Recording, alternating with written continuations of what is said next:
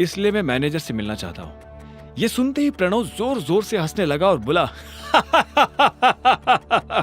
तुम्हें उसकी जरूरत नहीं पड़ेगी, मुझे अपना चेक दिखाओ। अभिनव ने गुस्से में प्रणव को अपना चेक दिखा दिया। प्रणव ने बिना देखे अभिनव और बाकी लोगों की आंखों के सामने चेक फाड़ दिया। अभिनव प्रणव पर चिल्ला उठा, तुम्हारा दिमाग खराब है क्या? सिक्योरिटी को बुलाओ और इस आदमी को अभी के अभी बाहर निकलवाओ यहाँ से।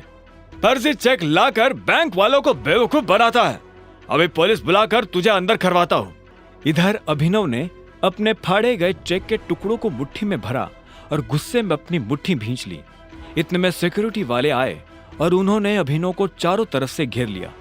छोड़ो मुझे, छोड़ो, अभिनव ने कहा और गार्ड्स के हाथ से खुद को छुड़ाने की कोशिश करने लगा, लेकिन वो लोग उसे छोड़ नहीं रहे थे। क्या हो रहा है यहाँ? यह आवाज और किसी की नहीं बल्कि बलराज की थी। उसने अभिनव को दूर से ही पहचान लिया था। बलराज को देखते ही अभिनव की जान में जान आ गई थी।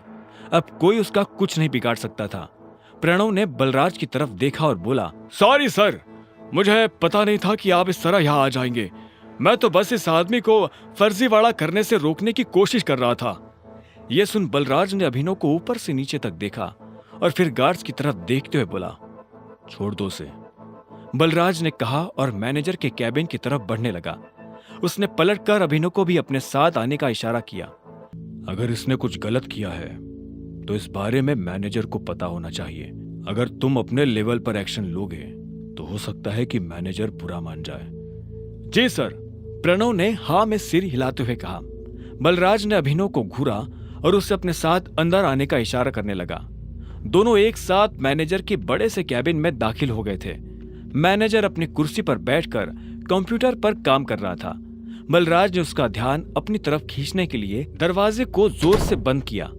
अचानक से मैनेजर की नजर दरवाजे पर पड़ी। जब उसने देखा कि सामने बलराज खड़ा है तो मैनेजर खुद अपनी कुर्सी से खड़ा हो गया। बलराज सर, आप यहाँ कैसे?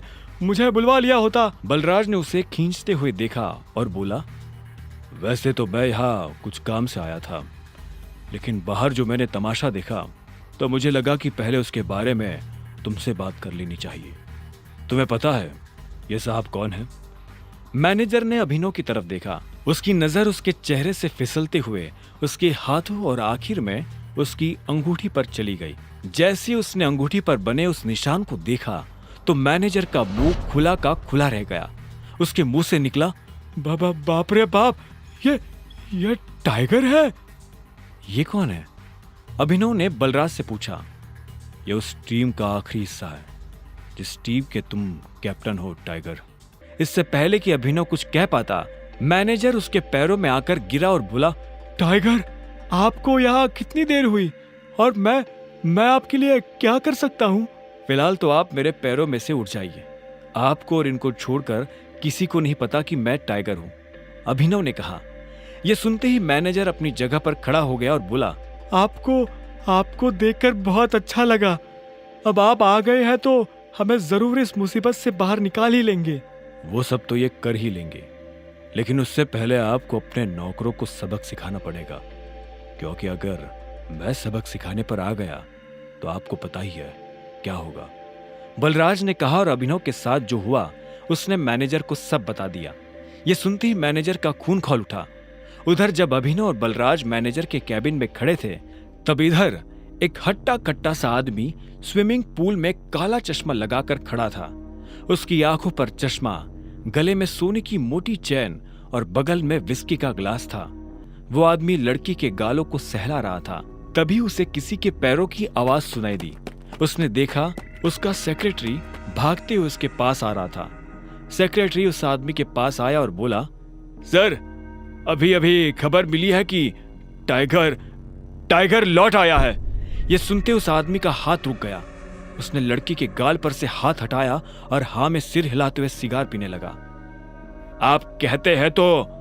सेक्रेटरी आगे कुछ कहता उससे पहले उस आदमी ने कहा, अभी नहीं, अभी तो आया है, थोड़ा उछल कूद करने दो, पर हाँ, इस बार उसे पिंजरे में डालने की गलती नहीं करनी है।